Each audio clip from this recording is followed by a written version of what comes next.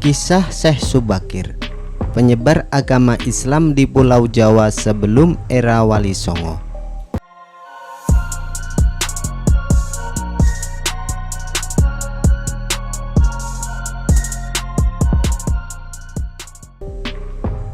Dahulu kala, sebelum mengenal agama Islam, masyarakat Jawa terlebih dulu menganut ajaran Hindu dan Buddha. Penyebaran agama Islam di Pulau Jawa selalu diidentikan dengan peran Wali Songo. Namun sebelum era Wali Songo, dakwah Islam sebenarnya telah dimulai oleh Syekh Subakir. Syekh Subakir merupakan seorang ulama dari Persia yang diutus ke tanah Jawa dalam rangka menyebarkan ajaran Islam. Di antara rangka serat Jangka Jayabaya, salah satunya bercerita tentang Syekh Subakir dan peranannya dalam membangun peradaban bangsa di tanah Jawa. Konon ada semacam perjanjian antara Sabdo Palon sebagai pamong atau dayang gaib tanah Jawa dengan Syekh Subakir sebagai penyebar agama Islam generasi awal di Jawa ini. Tersebutlah kisah tersebut dalam tulisan Lontar Kuno yang diperkirakan ditulis oleh Kanjeng Sunan Derajat atau setidak-tidaknya oleh murid atau pengikut beliau. Beliau berhasil di Pulau Jawa yang terkenal angker dan wingit. Beliau juga berhasil bernegosiasi dengan Dayang Jawa, sang penunggu gaib tanah Jawa, untuk menyebarkan Islam di Jawa dengan beberapa syarat. Nama Syekh Subakir sudah tak asing lagi bagi sebagian besar masyarakat Jawa. Beliau merupakan generasi pertama Wali Songo yang dikenal sebagai orang yang berhasil menumbali Pulau Jawa yang terkenal angker dan wingit. Beliau juga berhasil bernegosiasi dengan Dayang Jawa, sang pelindung gaib tanah Jawa, untuk menyebarkan Islam di Jawa dengan beberapa syarat. Di dalam kitab Musaror diceritakan bahwa pada masa dahulu Pulau Jawa terkenal sangat angker dan kondisinya tak karuan. Pengaruh magis di tanah Jawa masih begitu kuat, di mana banyak jin dan setan penghuni staf sujud tanah Jawa yang saat itu masih berpenduduk hutan belantara. Suatu hari, Sultan Turki saat itu, yaitu Sultan Muhammad, mendapatkan petunjuk untuk melakukan penyebaran Islam di Pulau Jawa. Maka diutuslah rombongan para alim ulama untuk mendatangi Pulau Jawa guna syiar Islam. Sayangnya hampir seluruh rombongan tersebut tewas dikarenakan perbuatan para lelembut penduduk tanah Jawa yang tidak mau menerima ajaran Islam. Mendengar kegagalan utusan yang dikirimnya membuat Sultan Muhammad sedikit gusar.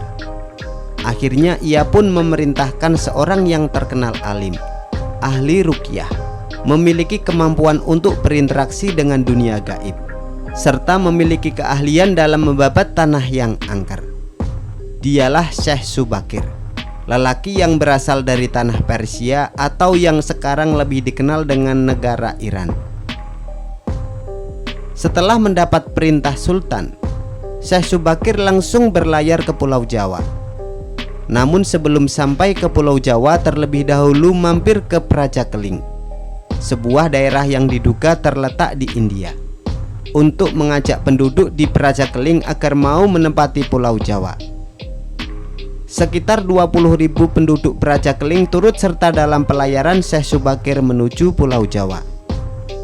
Sesampainya di Pulau Jawa, Syekh Subakir langsung menuju ke Gunung Tidar yang diyakini sebagai titik pusat dari tanah Jawa. Di puncak Gunung Tidar, Syekh Subakir memasang tumbal berupa batu hitam yang sudah dirajah. Batu tersebut dikenal dengan nama Aji Kolo Cokro, yang mampu menetralisir daya magis dari bangsa jin. Selama 3 hari 3 malam, batu tersebut mengeluarkan hawa yang sangat panas, sehingga membuat para lelembut terpaksa menyingkir ke laut selatan Jawa. Kekekaran dunia gaib pun mengusik ketenangan Ki Semar Bodronoyo, sang dayang tanah Jawa yang selama ribuan tahun khusus bertapa. Selanjutnya terjadilah adu kekuatan antara Syekh Subakir dengan Ki Semar selama 40 hari 40 malam. Karena sama-sama kuatnya, akhirnya Ki Semar menawarkan sebuah perundingan kepada Syekh Subakir, yang mana menghasilkan sebuah perjanjian yang terkenal dengan sebutan Perjanjian Sabdo Palon. Syekh Subakir menyampaikan maksud kedatangan beliau ke tanah Jawa guna menyebarkan ajaran Islam, agama yang dibawa oleh Nabi Muhammad SAW sebagai pamungkas agama Samawi. Kemudian Ki Semar pun memperbolehkan Syekh Subakir untuk menyebarkan agama Islam di tanah yang ia lindungi. Berikut dialog Sabdo Palon dengan Syekh Subakir yang terjadi di atas Gunung Tidar Magelang. Syekh Subakir: "Hai Kisana, siapakah Kisana ini? Tolong jelaskan kepada saya." Sabdo Palon: "Aku ini Sabdo Palon, pamomong, pengembala, kepala tanah Jawa sejak zaman dahulu kala. Bahkan sejak zaman kadewatan, para dewa. Akulah pamong para kesatria leluhur. Aku dikenal sebagai Sang Hyang Ismoyo Jati, lalu dikenal sebagai Ki Lurah Semar Bodronoyo. Dan sekarang zaman Majapahit ini namaku dikenal sebagai Sabdo Palon."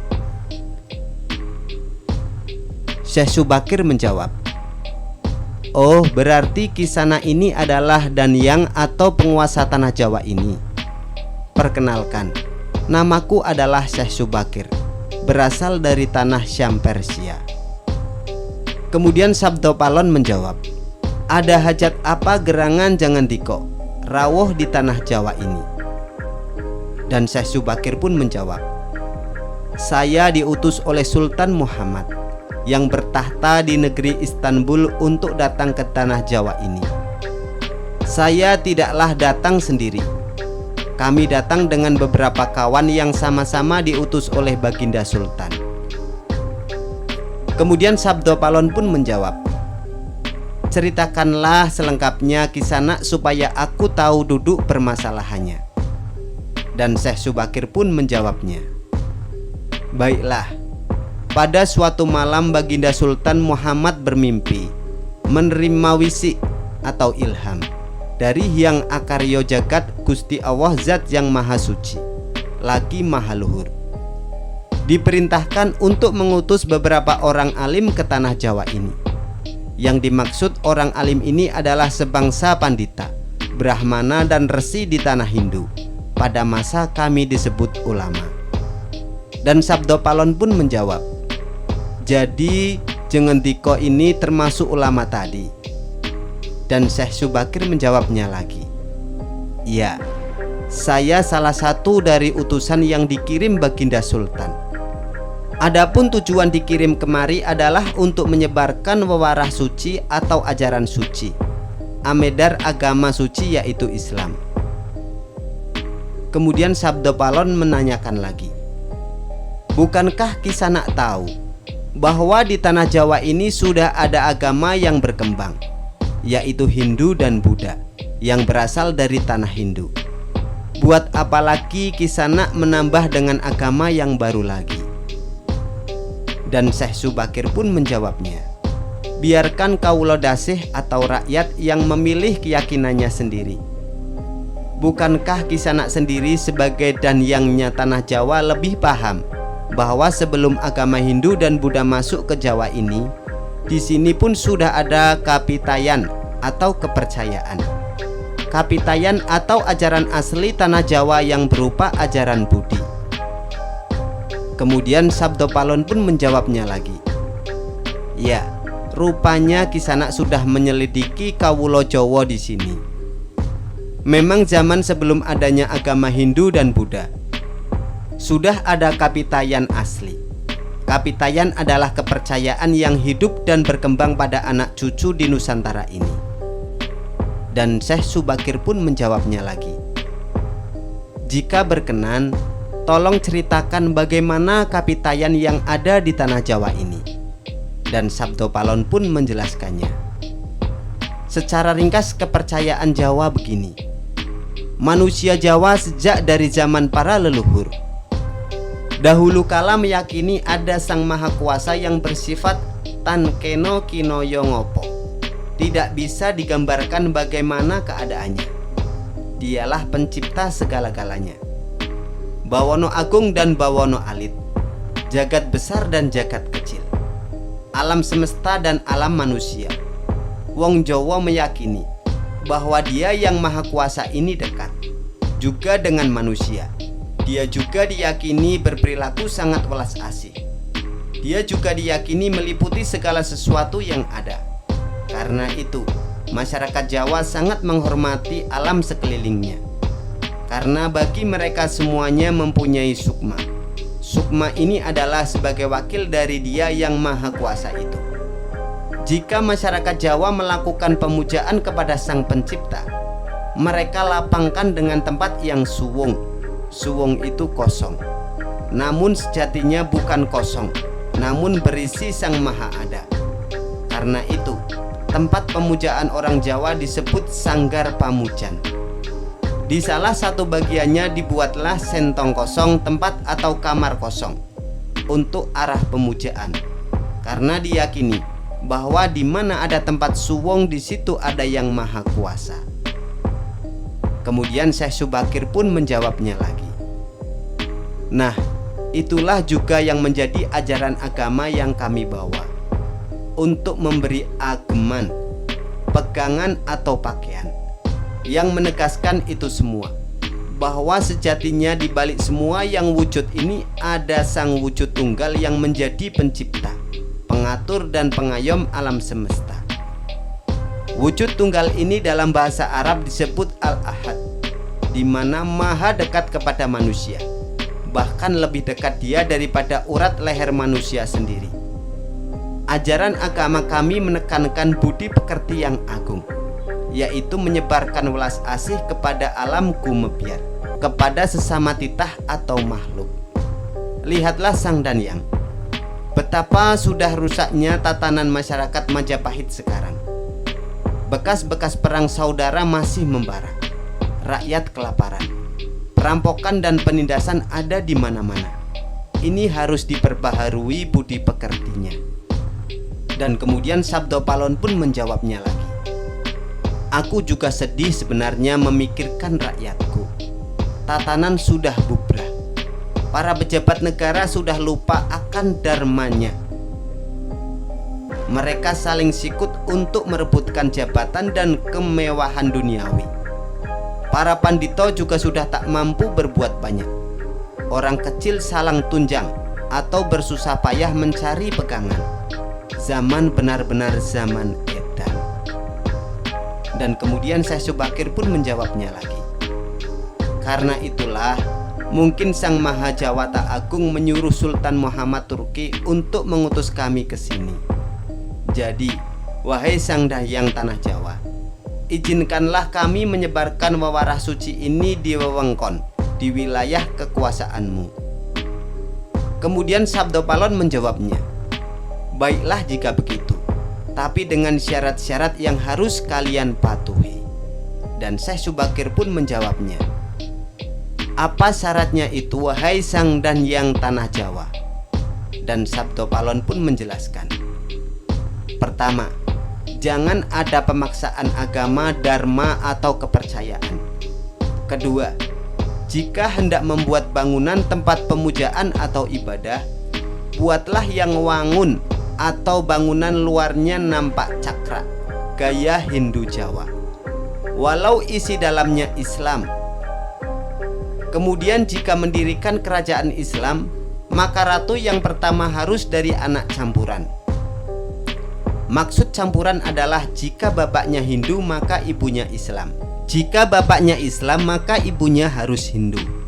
Dan juga jangan jadikan wong Jawa berubah menjadi orang Arab atau Persia. Biarkan mereka tetap menjadi orang Jawa dengan kebudayaan Jawa, walau agamanya Islam. Karena agama setahu saya adalah dharma, yaitu lelaku hidup atau budi pekerti. Hati-hati jika sampai orang Jawa hilang nyawanya, hilang kepribadiannya, hilang budi pekertinya. Yang adiluhung maka aku akan datang lagi. Ingat itu, 500 tahun lagi jika syarat-syarat ini kau abaikan, aku akan muncul membuat goro-goro.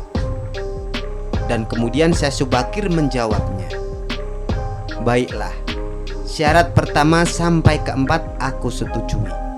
Namun khusus syarat keempat, betapapun aku dengan kawan-kawan akan tetap menghormati dan melestarikan budaya Jawa yang adiluhung ini. Namun jika suatu saat kelak karena perkembangan zaman dan ada perubahan, maka tentu itu bukan dalam kuasa aku lagi. Biarlah Gusti Kang Akarya Jagat yang menentukannya." Itulah tadi percakapan antara Sabdo Palon dan Syekh Subakir. Memang susah untuk mengetahui keadaan, asal-usul atau gambaran kondisi sebuah masyarakat nan jauh ke masa lalu. Semakin jauh masa itu semakin gelap gambarannya. Namun upaya-upaya ahli sejarah dan lainnya untuk menguaknya patut dihargai.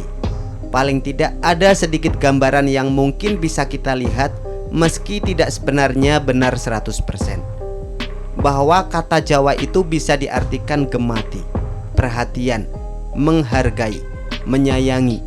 Jadi siapapun mereka bisa melakukan itu semua di Pulau Jawa ini akan menjadi leluhur Jawa, entah dari belahan dunia manapun. Bunyi perjanjian Sabdo Palon dengan Syekh Subakir, semoga gambaran kisah yang muncul di masa lalu ini bisa dijadikan sebuah mawas diri.